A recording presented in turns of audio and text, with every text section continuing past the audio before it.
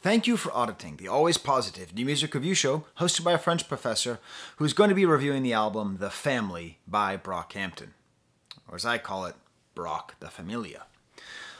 This is the fourth time I'm reviewing Brockhampton, but it's a bit odd because I don't listen to them in between reviews.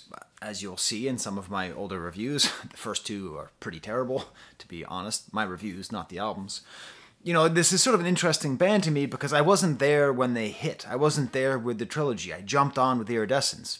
So, based on what I've read, based on what I've seen, everybody agrees that I missed the best stuff. Which is particularly interesting with this project, which is one of the most backwards-looking albums I've ever heard. And I don't mean that as an insult. It appears to be an entire meditation on the way the band used to be, and a breakup album at the same time. The first time I listened to the first song, one sentence came into my head, and it followed me throughout the entire first listen, second listen, fifth listen, whatever. And it's not a quote from a Brockhampton song. This is what ran through my head. I miss the old Kanye. Chop up the soul, Kanye. That's what I thought. I miss the old Kanye. That's the first thing that came through my head when listening to this. Not just because the first song sounds a lot like a Kanye song, which I'll get into later, but the general attitude of this project reminds me of the way people talk about the way Kanye used to be. Now, obviously, this band, Brockhampton, met on a Kanye forum. Obviously, on a Ye forum. They're very dedicated to his style, his revolution. They both Ye and Brockhampton represent a different side of hip-hop culture, represent something new, and then both of them very clearly changed. So when I say what I hear is I miss the old Kanye, what I actually really hear in this album is I miss the old Brockhampton. But the similarity is that when Ye is saying I miss the old Kanye, he's talking about a version of himself that he killed. This whole album is basically, and I'm only reviewing The Family. I might review TM if this video does well, but I basically got the sense that that was like a throw-on album, that this is the real statement piece, The Family. That this is like the real album, the other's sort of like a bonus. Tell me if I'm wrong in the comments. You know, this whole Goodbye album is just Kevin Abstract. It's just him talking about how sad he is that the band is breaking up, talking about how great it used to be, while also talking about the fact that it's no longer the way it used to be is his fault, and he's owning up to it. So he's saying, I miss the old Brockhampton, back before Kevin Abstract became a drunk and got too big with his ego. You know, I miss the way it used to be. And that's what's fascinating, is that it's Brockhampton in which Kevin Abstract is transforming further into a Ye-like figure. An album filled with self-doubt, with self-absorption, obsession with fame and with record labels. It makes it a lot like a Ye album in the way that it is extremely personal, but not very relatable. You know, please, no more parties in LA. Yeah, Ye, I really feel you. My supermodel wife is always dragging me to meet famous people in Los Angeles. What are you talking about? It's real, though, you know? And whenever rappers rap about what's real, it doesn't matter if it's not relatable. I feel it when Jay-Z raps about regretting not buying apartment buildings in Manhattan or whatever, you know? I guess Brooklyn. You know, like if it's real, it's important. But it doesn't make it relatable. So it's great and interesting because part of, I assume, what makes Brockhampton so popular with their fans, who I assume are watching this video, is that they're so relatable and they're just so much like us, which is the same thing that Ye was able to do for so many people. If you haven't seen FD Signifier's video on Ye, especially the first half, to understand this context, it's quite good. It talks about the importance of Ye, how he spoke for people who felt they had not been spoken for. I think Brockhampton was doing that with that rap as well. But eventually, they outgrew it. But it really seems as though it wasn't that they outgrew it, it's that Kevin Abstract became too famous. And so here's an entire album of him talking about that to you. I'm too famous, I'm too much of a drunk, I'm not a good friend, I'm not a good bandmate, things used to be cool, and now they're not. The songs, and I very, very, very rarely watch other reviews of albums before I give my reviews. I like to not have that in the back of my head. But with Brockhampton, I felt like I needed to because I wasn't there for the initial flush.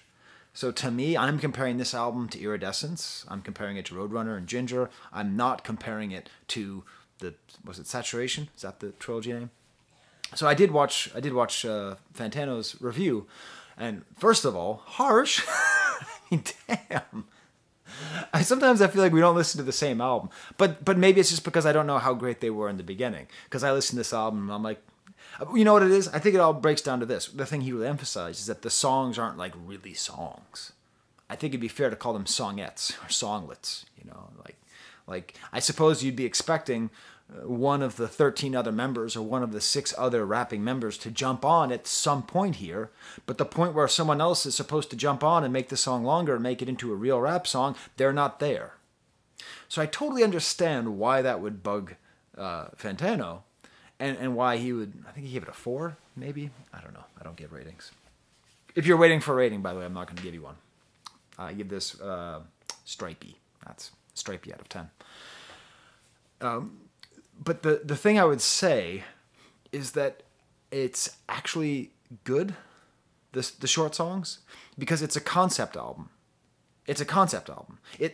It's actually like, I'm sorry to disagree with the Hefe there, but like, it's sort of a unique album, and I've never heard anything like it before. Conceptually, I've never heard of anything like this before. A lead singer making an album about their ego breaking up the band that they're in while they're breaking up. He's like taking a picture of himself. He is live streaming breaking up with his girlfriend or boyfriend, excuse me. You know, he's live streaming it. You know, it's not you, it's me. I want to sleep around with other people, and I don't like you, and subscribe. I don't understand. Why are you doing this? We can't be together anymore. Okay, so it's all me. I'm a jerk. You deserve better, frankly. Anyways, just like and subscribe and smash the like bucket. It's awesome. It's totally, and so the fact that there's not other people rapping makes sense thematically with the album. If you had the rest of the guys jumping on here, it would not be this cohesive piece of work that's called The Family, that's about a divorce. It's about him saying, you know what, I'm going to go buy some Ed Hardy t-shirts, I'm going to go to the club, I'm going to pick up some dudes, I'm just going to be free, I'm just going to do my thing, and you're better off without me. So, it's good. I think this is a really good album. I totally understand that if you're a Brockhampton fan, maybe what you miss is the old Kanye. You might miss the old Brockhampton, which makes sense. This idea of a collective all working together and making videos in their backyard and just being all super energetic and this and that. But they have outgrown it. Which makes the fact that the number one emotion on this album is nostalgia quite weird. Because he's not only saying, I am screwing it up, but he is very clearly sad for the world that existed before he screwed it up. And again, the only person who I know who's able to talk about themselves in such a weird, self-effacing, self-absorbed way is Ye. That's the only person I've ever seen who's able to so clearly talk about these changes. So let's give you a stamp, an example song. Click above the banana, above the rock, haha, with the song Take It Back, the first song, which I think is a perfect example of the entire album. First of all, you have a pitched up sample, which reminds me a lot of Ye. And then it's a gospel sample, which reminds me a lot of New Ye. So it's a double Ye. And then mixed in with some good added production. I believe all the production on here is from Brockhampton's stable of international producers. It's all good production on this album. Cool kind of stuttering bass and 808 snare that kind of keeps it going. And then Kevin Abstract just shows up with just a total Ye flow all the way through. He even raps about being in Calabasas, where the choir sings, which is where Ye lives. And then the in between the verses, it's full gospel. And then we have him giving this whole history of the band. I know I gotta be strong for the family. A long time coming, who wanna start a band with me? Allegedly, based on what I read, this is how the band started on the Kanye to the forum, and he literally said, who wanna start a band with me? That's how we started off the whole band. Merlin, one of the members, been around since day one. When he dropped out of college, we was there for him. That man's an architect. This ain't the end for him. I want to see your hands in the stands. Wave your hands for him. Okay? I'm breaking up with you. But you're a great dude. And you're going to meet so many other great guys, really better than me, to be honest. Like, I'm setting you free, but you got better guys ahead of you. That's what this breakup is like. Who would have thought we'd made it off that damn forum? Man, I wish we got to play the forum. So again, it's this real backwards look, a mea culpa, while also singing the praises of these people who are not saying anything, okay? It's like, I love you so much, shut up. You are the best, you've got so much thinking, zip it. Next song is called RZA. More pitched up sounds, booming bass, chopped up. This is interesting. It's a reference to RZA, the architect of the Wu-Tang Clan. And this is I guess, I believe in my last review, I referred to Brockhampton as Zoom-Tang Clan, which is a little too clever, but I think is good. You might want to throw me a like bucket for that. Just pick up that like bucket and just huck it against the wall till it's smashed and clanged. But the chorus, I know I gotta be more like RZA B. My mama asking me, Ian, why don't you keep the band together? I guess his real name is Ian. That's confusing.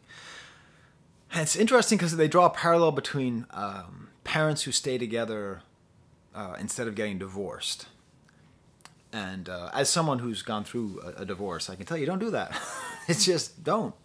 You're not saving anybody. You're not helping anybody.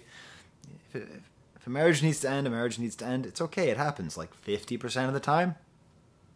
So, I don't know. It's interesting because Kevin Abstract doesn't really drive home the fact that they're doing the right thing. Like when a band needs to break up, it needs to break up. Next song is Gold Teeth. And this is what's wild, is it seems intentional to me that this now sounds like Yeezus style Ye music. This sounds like it could be right off of Yeezus. A very avant-garde beat, chopped up. It builds up. Reminds me sort of like Black Skinhead in its feel. Like it really has that feeling. And Ye, and Kevin's verse is totally Ye. Nowadays, all I want to do is party, getting effed up in my hotel's lobby. Only made this to get out of the deal partly. So don't ask me if the crew is still talking. Do we see each other hardly? We made together godly. Did we sign way too many mother effing albums? Probably. Like this, the playfulness of his delivery, the slight corniness of his delivery, I think is an intentional echo of Ye. And also just talking about this, this deal and the fact that the music that we're listening to is designed to get out of a record deal. And whenever bands do that, it's usually a bad sign. And maybe this is what Fantano was picking up on, that if you say, I can't tell you how many times as a professor I've had students walk up and be like, oh, I just did this in the last minute, but I hope it's okay. It's like, don't tell me that. don't tell me that. Tell me you've been working hard on it. You might have done something great, but anyways. But it's also part of the honesty of this project, which I think is great. The next song is Big Pussy, another super killer beat. The beats on this album are all really good. Like, if you take them aside, take them apart, sort of divorce, pun intended. If you divorce them from the context and just have them as rap beats, they're great. Distortion, junky, like a junky drum set, kind of barking in the background, the sounds cut out, the beat even changes. Again, going back to the idea that it's not the label's fault. It's their fault for signing with the label. And I really think what it is there's sort of a fall from grace narrative, like Adam and Eve getting kicked out of the garden, whatever it was. That like they were working to make it. But once they made it, it destroyed what they were making. So it's almost like an apology for their last albums and an apology for this album. I'm telling you, I've never heard anything like this before. Tell me in the comments if experienced any art like this. I mean, maybe one of the funniest Monty Python albums is called the Contractual Obligation album. So maybe that, but that's a really great album. Here comes another one. So, you know, the label needed 35 minutes of music. It's that true F slur, N slur out of Houston, doing whatever the F I'm supposed to do, yeah. It's just interesting because, you know, very few rappers can use both those slurs without being either homophobic or racist. In my initial listening, I said that some other guy rapped at the end, but it was actually just Kevin. So I would like to make sure that you understand that I don't think that he has limited range. I don't think he's just a Kanye copycat, a Ye cat, a Ye poster. Because he has so many different styles. And one of his styles is in a very Ye style. All that, again, multiple voices. This is like what I call a good day rap song. You know, like It Was a Good Day by Ice Cube, or Damn It Feels Good to Be a Gangster by Ghetto Boys. Or is that just Scarface solo? One of those two. Ooh, man. Hip-hop heads are going to be mad. It's okay. Hip-hop heads might not be watching this. What are hip-hop heads' relationship to Brockhampton? I haven't even thought of that. Can you tell me in the comments? Like, are like the people, like the real hip-hop, who would get pissed at me for not knowing if that song was a Scarface song or a Ghetto Boys song? Are they watching this video? Are you watching this video and pissed? Anyways. Damn. Feels good to be a gangster. But, you know, just a kind of rap song that has a lightness to it that feels like it could be played in the summer. It's a very sing-songy chorus, and then a verse which has this great ending about blowing up ain't it at all. It's just ridiculously confessional. Everything went left at the Brit Awards. I had to look this up when I decided not to show up or show support. So I guess they were at the Brit Awards and Kevin Abstract didn't show up. So he's talking about not showing up. He's talking about I'm gonna let you finish, right? He's talking about his I'm gonna let you finish moment. Because I was trying to go solo before we went on tour. Too much trauma for me to be at my highest. I missed Amir, so me and Dom kept fighting. So I guess Amir was a member of the group who was kicked out for several credible sexual abuse allegations. I don't know. I wasn't paying attention to the band when this happened. I jumped on after he left. I shouldn't have said what I said. I should have went to therapy instead. We should have gone to therapy instead of going solo. So again, he's talking, while he's breaking up the band, he's saying what they should have done, which is what they're not doing. So the whole album is filled with these moments. Again, a very Ye position to say, like, you know, the thing I'm doing right now is what's causing me all the trouble. And I really need to stop doing what I'm doing right now. And then the next song starts and he does the exact same thing. And then the next song is like, I really should not have done that thing that I just did. But I'm going to do that thing again in 5 minutes, which is a natural thing that people do. But some people are honest about it. People like Ye and Kevin Abstract. I started to heal. That's all we needed. The record deal wasn't helping either. The merch deal ain't helping either. Only gave me more money for alcohol. I guess blowing up ain't all that at all. Going back to the idea of the fall from grace, kicked out of the Garden of Eden, which I suppose, you know, based on my limited research, they recorded their trilogy like in Compton or something, or somewhere in LA in like a house, and they record all their videos, and there's this whole like communal feeling, and really just the fame and the money got in the way, and it seems like addiction does as well. I'm going to go out on a limb and predict that alcohol might be a catch-all term for multiple addictions. I don't know. I don't know anything. That's just a prediction. That's just how it seems to me. Next song is Back from the Road. Again, each of these songs is little tiny bites, little tiny songlets. Super simple beat, simple kind of waltz, chopped up song. It's actually about being on the road. Talks about going to a Waffle House in Georgia. That seems real. Basement, grimy low sub bass, a very, very strong beat. Another just great beat on the album. These great bumping, distorted sounds with this. I don't F fans. They would kill me if they can. Another thing this album seems to be about is the anger with and process of having fans that have a strong parasocial relationship with you. It makes sense. They started off as a band with a parasocial relationship to an artist, Kanye West. You know, when you're on a forum, like you have that sort of special feeling, like you know somebody, like you're together with these other people and you understand the artist better than other people do. But this is a song about being on the other side of a parasocial relationship and how difficult it is. And, you know, I'm all over the place on parasocial relationships right now. So, like, my channel is big enough that people have parasocial relationships with me, but I still have parasocial relationships with YouTubers. So, you know, I don't know. Next song is South Side. Great sounds in the back. And this seems to be, again, about, like... So, okay. I'm about to go on a full philosophical rant. So I'm going to have a sip of coffee, because I wasn't really expecting to go into this, but I'm going to.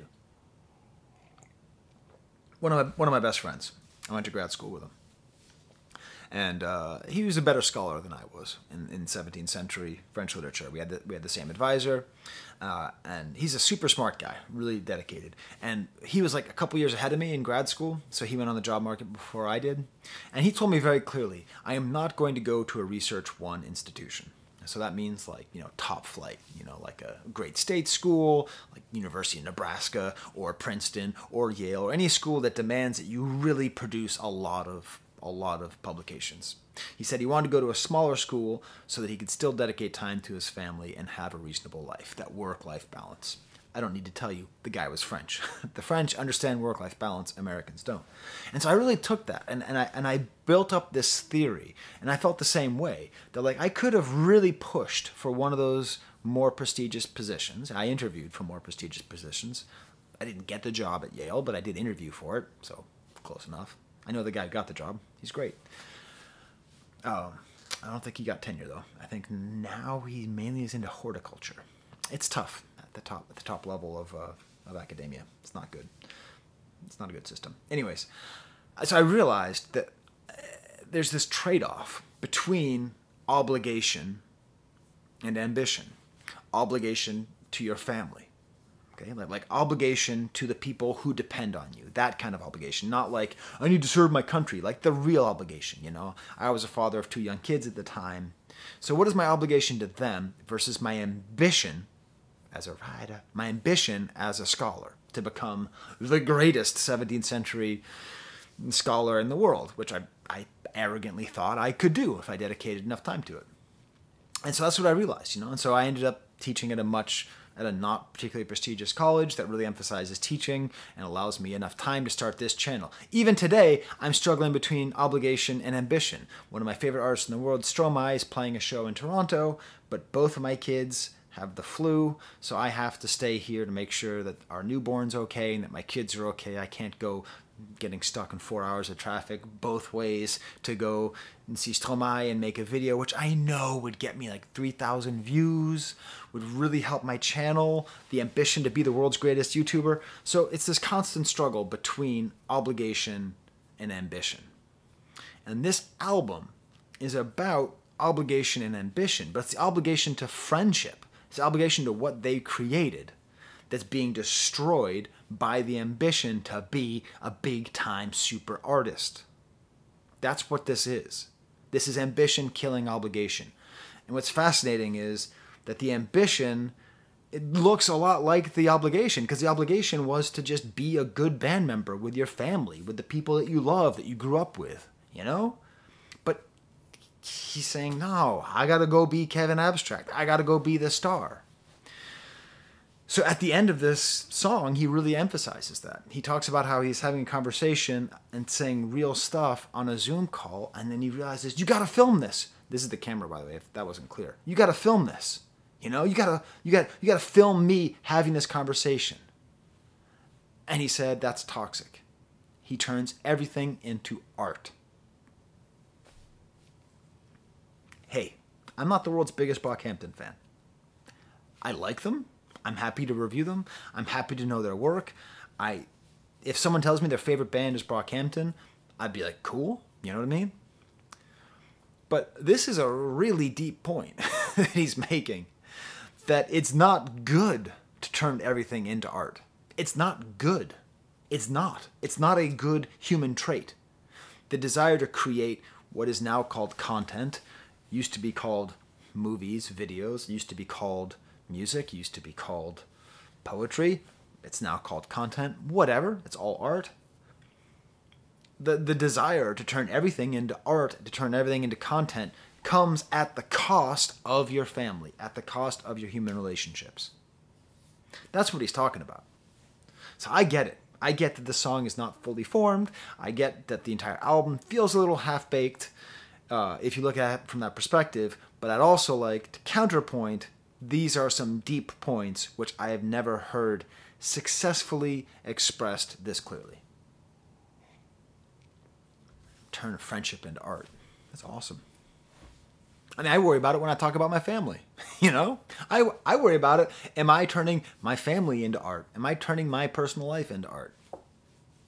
Parasocial relationships. It's complicated. Good time. Next song, cool sample in the back, kind of twisted. Again,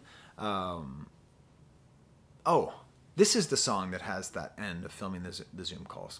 Oh, well, to go back to validating what Senor Fantano was saying, maybe that is a problem. Sometimes the songs do kind of meld together here. But let's go to the next song, 37th. More production by Bareface, who I guess is Irish. I don't know. He's a great producer, though. Doubled odd voice here. And again, he's going back. Can we get the band back together and be civil again? Empathy's a bitch, man. Mix that bitch with some shame. End up with weed and champagne. Then you end up like me, trying to make everyone happy when I'm only out there for me. More of the self-effacing. It sounds and feels like Ye, and it's doing a lot of what Ye does, but I think it's even more honest than Ye is when Ye does it. And just this idea that, can we get the band back together? No, you can't. And the reason that you can't is that you are screwing it up. And even the way he emphasizes certain words is very Ye-like. Next song is Boy Band, another intro by RZA, which is always the thing which, it's true, that Brockhampton positioning themselves as a boy band and saying that constantly was a great gimmick, because it was never true. You know, they were never actually a boy band. But that gave them the freedom to just not have to prove themselves as rap artists. It's sort of the most brilliant thing you can do. It's actually sort of lampshading, now that I think about it. Because if you're really, you know, if you're not very strong, right? Like, say, you know, I can't lift 100 pounds, okay? So if I come out there and say, you know, I'm a lifter, and I say I can't lift 10 pounds, and then I lift 20 pounds, people go, wow, I guess he's actually not that bad, you know? Like, they are not a traditional rap group. They're very poppy. There are many genres. That weightlifting thing did not work at all. I don't edit my videos, so just feel free to tell me in the comments how that made no sense. Hey, can't win them all. But by saying they're a boy band, they're saying that they're sort of the lowest of artistic expectations for rap fans. So that by setting everyone's expectations there, it allows them to be there. You know, because they're never going to be Wu-Tang Clan. They're never going to be the coolest, greatest, underground, awesomest, most amazing. They're never going to be up there. They're never going to be the real hip-hop, because they can't be, because of the way they were formed and the way their members, you know, the members' life experiences. Again, you know, I've been to some of the places in Texas where some of them are from, and it's very antithetical to hip-hop where some of them are from. You know, but because they're saying, no, we're just a boy band, it frees them to be what they are, which is a hybrid pop hip-hop group with very talented musicians. They talk about Summertime Needs This, and again, stop it. Musicians, stop talking about songs being the summertime songs if you release them in the winter or in the autumn. It pisses me off. Any Way You Want Me, great lo-fi drum beat. This is basically like an alternative rock song. Very unlike rap. This is just mourning this whole loss of this friendship. It's interesting because he's not only mourning the loss of the band, he's mourning the loss of the friendships. And the whole thing is about how he would change for somebody. And he goes back again talking about toxic relationships, saying how toxic it is to say that I will change for you. And that's true. It's true. If you ever want to be with somebody and you say, I will change for you, your relationship's over. It hasn't started yet, but you're done. Done. You can't change for somebody. You change for yourself. You can't change for somebody. You change for somebody, you'll change right back. Always. What percentage of the time, if you change for somebody or if someone changes for you, will that change not hold up? What percentage? Given unlimited time, 100% of the time. The Family, another like soul sample here, which I thought, I was listening to, I'm like, this doesn't seem like a sample. This seems like they made this, and I looked it up. It turns out it's made by Nick Velez, one of the members. Again, talking about his ego, very cool guitar line here. God bring me a different band. As the checks grew, it became harder to leave. Everyone got an ego now. Imagine being me. Competition started off healthy till one day I looked up saying, you're almost better than me. I don't feel guilty for waking you in your sleep. I don't feel guilty for cutting your verse from this beat. Hello, there it is. There's the answer. There it is. Remember, form reflecting content is a thing I talk about all the time in any kind of music, any kind of art. What is the form of the music and what is the content of the music? The form of this song is a rap song where one person is rapping when usually they rap with 6 other people. What is the content of the song? One person dealing with how their ego has pushed away other people and remembering how things used to be. Form, content, together. I don't feel guilty for cutting your verse from the beat. Should have been the title of the album. And then, like, he talks about, like, drinking, and he sounds kind of drunk when he says, y'all don't know ish about me. Like, he's full on, I am a god, yay. Or, the end of Blood on the Leaves. Yeah, the end of Blood on the Leaves. You know that can't read, that whole thing, like, it's just there. When he talks about drinking, too, he does remind me a lot, again, of Ye, when Ye talks about when he has the Hennessy in him, which is sort of like an excuse to act like a jerk. Then we get to the prayer, which is this searching song where he's just how much he loves these people. Again, it reminds me a little bit of, I think Keep My Spirit Alive is the one off of Donda that starts off with this kind of droning sound, but very full gospel to a certain point, church organs, and singing about how much he loves these people, but of course, he's still not really going to change to meet them. My American Life is a song entirely narrated by Ira Glass from NPR. It's a joke. It's not a good joke. It's not even a relatable joke to most of my audience. But for those of you who get it, guitar is being strummed here. This is basically like a fake pop-punk song with these drums in the back and the voice is super high-pitched. I will say, whenever people do American blank, they usually don't have anything to say. It's usually just like a shorthand. You know, like if I was to make like a documentary, American professor, you know, like American YouTuber. It's a cheap trick. American 70s band. It's a cheap trick. It's a very Budokan thing to do, to like say American something, because what happens is the audience can just fill in all the meaning. So when Kevin Abstract says, I've got nothing to say over and over again, it kind of makes sense. Although it appears that he's talking about the emptiness of consumerism, new shoes, new apartment. That's all My American Life. Then we get to the song The Ending, which, oh my God, you cannot have the second to last song called The Ending. This whole album is giving me real Return of the King vibes. Return of the King is the worst edited movie in the history of movies that won an Oscar for Best Editing, the worst Oscar in the history of Oscars, and I'm including Al Pacino for Scent of a Woman, that did not know how to end itself because it was so wrapped up with the mythology of the thing itself wrapping up that it wrapped up like 30 times. So having the second to last song called The Ending when the album itself is already a goodbye, it's like we don't need this many goodbyes.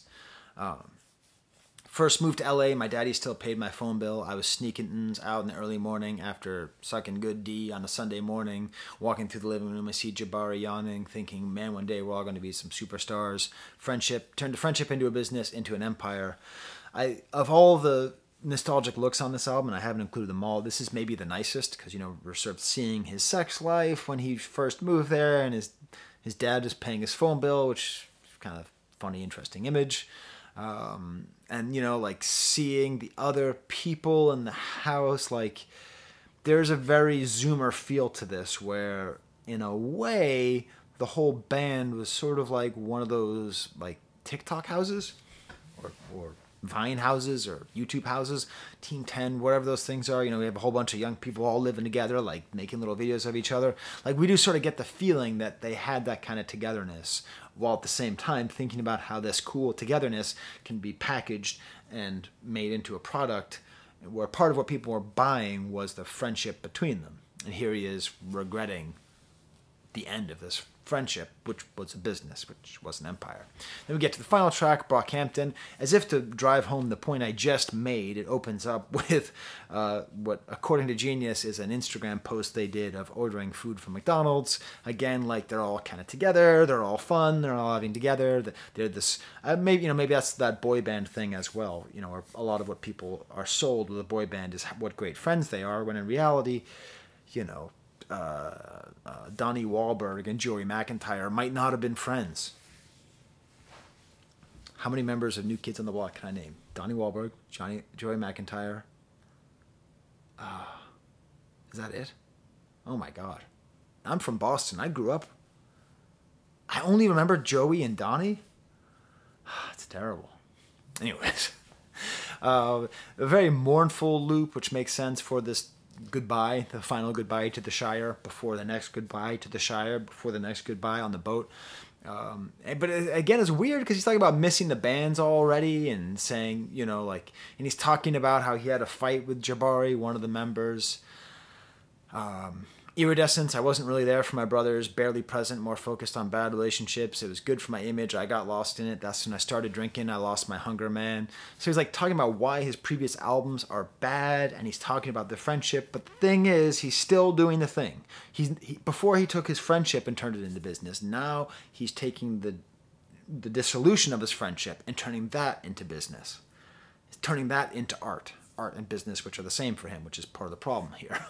So even though he goes through and names everybody in the group and thanks them all, it's still just him.